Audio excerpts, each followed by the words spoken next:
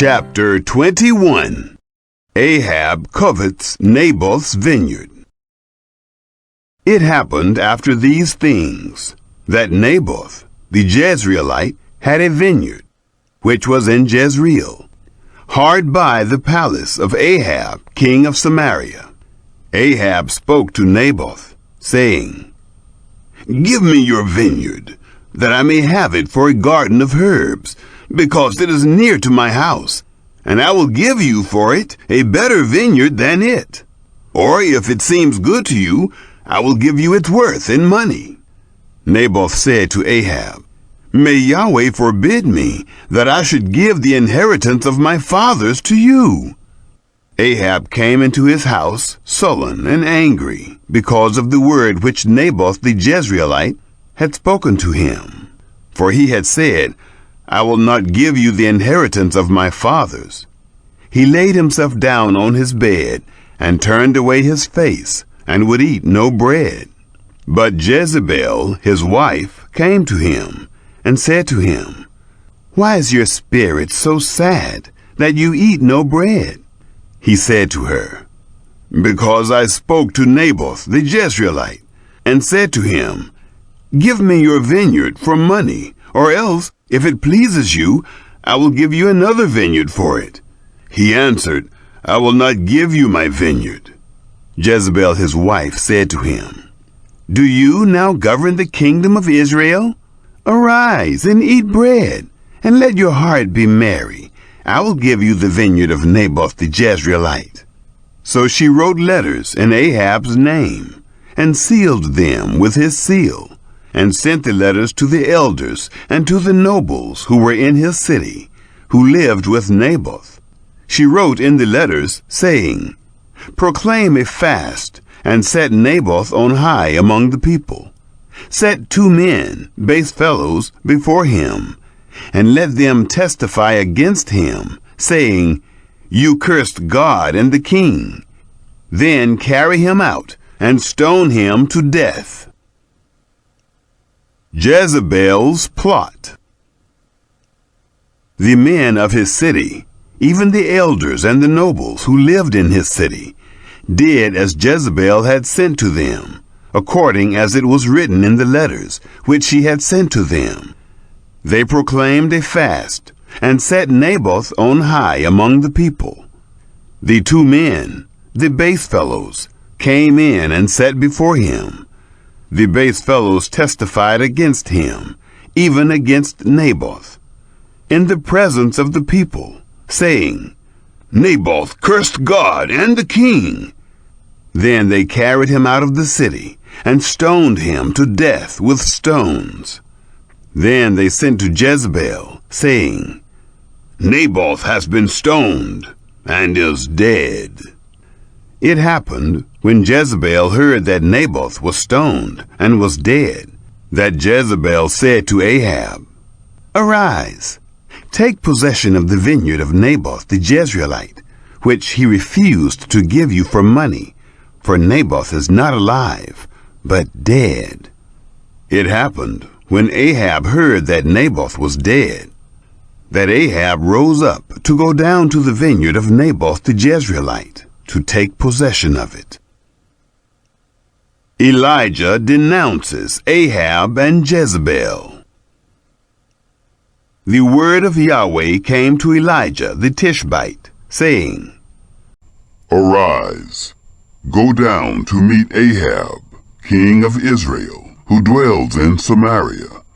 Behold, he is in the vineyard of Naboth, where he has gone down to take possession of it. You shall speak to him, saying, 'Thus says Yahweh, have you killed and also taken possession?' You shall speak to him, saying, 'Thus says Yahweh, in the place where dogs licked the blood of Naboth, dogs will lick your blood, even yours.'" Ahab said to Elijah, "Have you found me, my enemy?" He answered, "I have found you, because you have sold yourself to do that which is evil in the sight of Yahweh. Behold, I will bring evil on you, and will utterly sweep you away, and will cut off from Ahab everyone who urinates against a wall, and him who is shut up, and him who is left at large in Israel.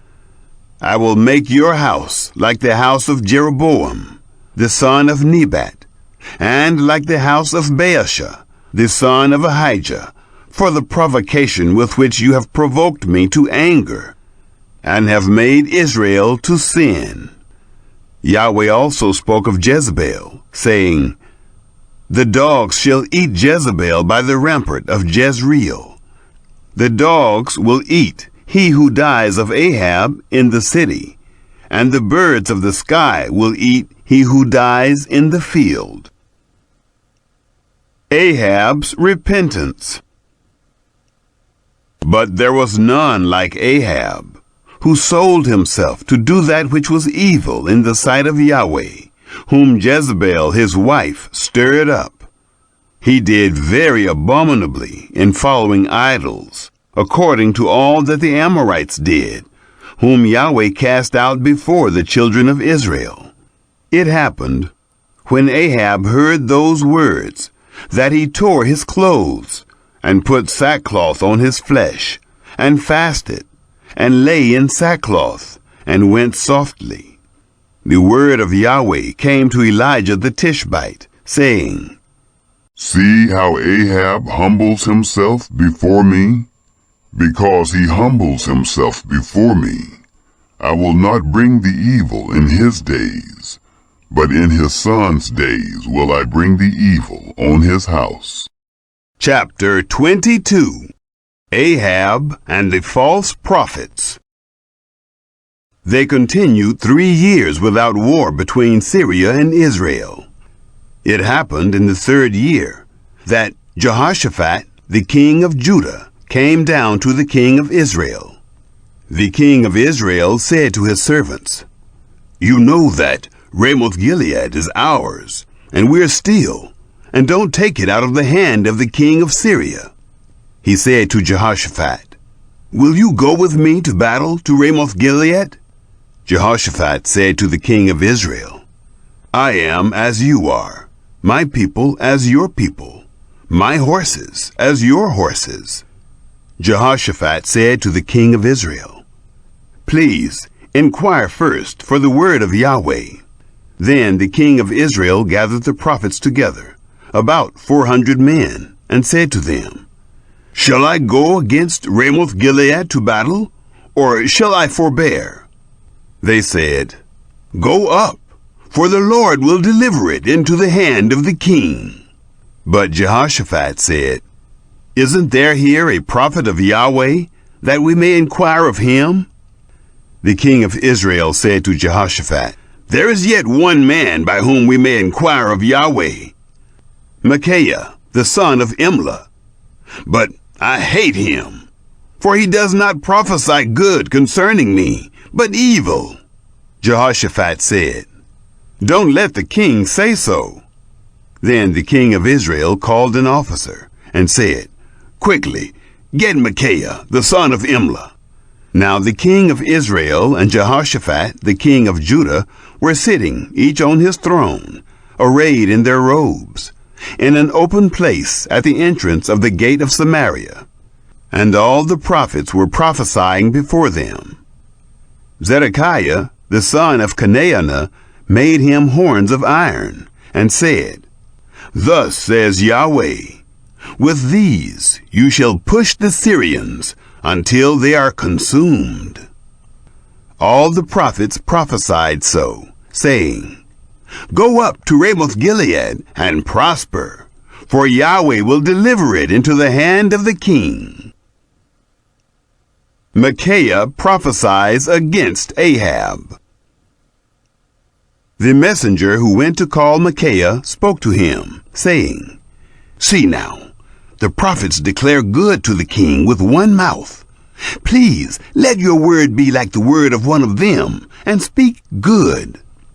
Micaiah said, As Yahweh lives, what Yahweh says to me, that I will speak. When he had come to the king The king said to him, Micaiah, shall we go to Ramoth-Gilead to battle, or shall we forbear? He answered him, Go up and prosper, and Yahweh will deliver it into the hand of the king. The king said to him, How many times do I have to adjure you that you speak to me nothing but the truth in the name of Yahweh? He said, I saw all Israel scattered on the mountains, as sheep that have no shepherd. Yahweh said, These have no master. Let them each return to his house in peace. The king of Israel said to Jehoshaphat, Didn't I tell you that he would not prophesy good concerning me, but evil? Micaiah said, Therefore, hear the word of Yahweh.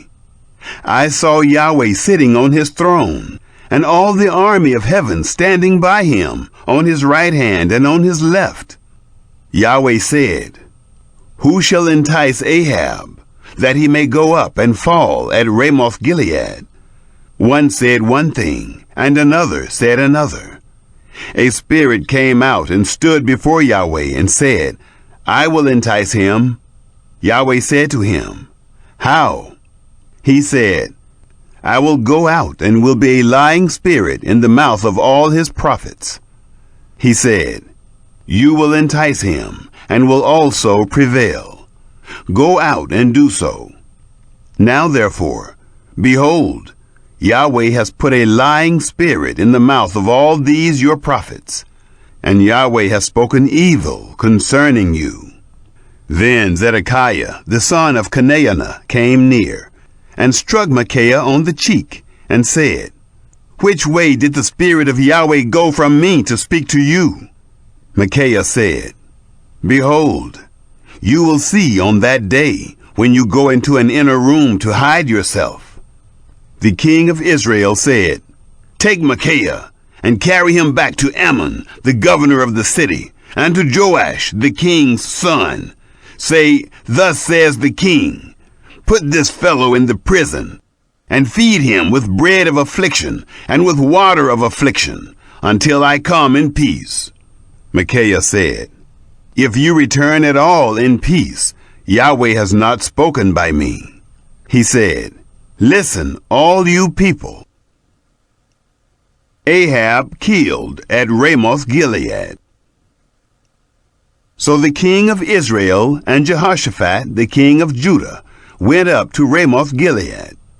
The king of Israel said to Jehoshaphat, I will disguise myself and go into the battle, but you put on your robes.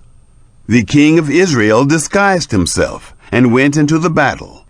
Now the king of Syria had commanded the 32 captains of his chariots, saying, Fight neither with small or great, except only with the king of Israel. It happened, when the captains of the chariots saw Jehoshaphat, that they said, Surely that is the king of Israel. And they turned aside to fight against him. Jehoshaphat cried out. It happened, when the captains of the chariots saw that it was not the king of Israel, that they turned back from pursuing him.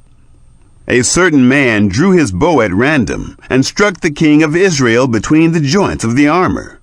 Therefore he said to the driver of his chariot, Turn your hand, and carry me out of the battle, for I am severely wounded. The battle increased that day. The king was propped up in his chariot, facing the Syrians, and died at evening. The blood ran out of the wound into the bottom of the chariot. A cry went out throughout the army about the going down of the sun, saying, Every man to his city, and every man to his country. So the king died, and was brought to Samaria. And they buried the king in Samaria. They washed the chariot by the pool of Samaria, and the dogs licked up his blood where the prostitutes washed themselves, according to the word of Yahweh which he spoke. Now the rest of the acts of Ahab, and all that he did, and the ivory house which he built, and all the cities that he built, aren't they written in the book of the Chronicles of the kings of Israel? So Ahab slept with his fathers, and Ahaziah his son reigned in his place. Jehoshaphat's good reign in Judah. Jehoshaphat, the son of Asa, began to reign over Judah in the 4th year of Ahab, king of Israel. Jehoshaphat was 35 years old when he began to reign, and he reigned 25 years in Jerusalem. His mother's name was Azubah, the daughter of Shilhi. He walked in all the way of Asa, his father. He didn't turn aside from it, doing that which was right in the eyes of Yahweh. However, the high places were not taken away. The people still sacrificed and burnt incense in the high places. Jehoshaphat made peace with the king of Israel. Now the rest of the acts of Jehoshaphat, and his might that he showed, and how he warred, aren't they written in the book of the Chronicles of the kings of Judah? The remnant of the Sodomites that remained in the days of his father Asa, he put away out of the land. There was no king in Edom. A deputy was king. Jehoshaphat made ships of Tarshish to go to Ophir for gold, but they didn't go, for the ships were broken at Ezion-Geber. Then Ahaziah, the son of Ahab, said to Jehoshaphat, "Let my servants go with your servants in the ships." But Jehoshaphat would not. Jehoshaphat slept with his fathers, and was buried with his fathers in the city of David, his father. Jehoram, his son, reigned in his place. Ahaziah's evil reign in Israel. Ahaziah, the son of Ahab, began to reign over Israel in Samaria in the 17th year of Jehoshaphat, king of Judah, and he reigned 2 years over Israel. He did that which was evil in the sight of Yahweh, and walked in the way of his father, and in the way of his mother, and in the way of Jeroboam the son of Nebat, in which he made Israel to sin. He served Baal, and worshipped him, and provoked to anger Yahweh, the God of Israel, according to all that his father had done.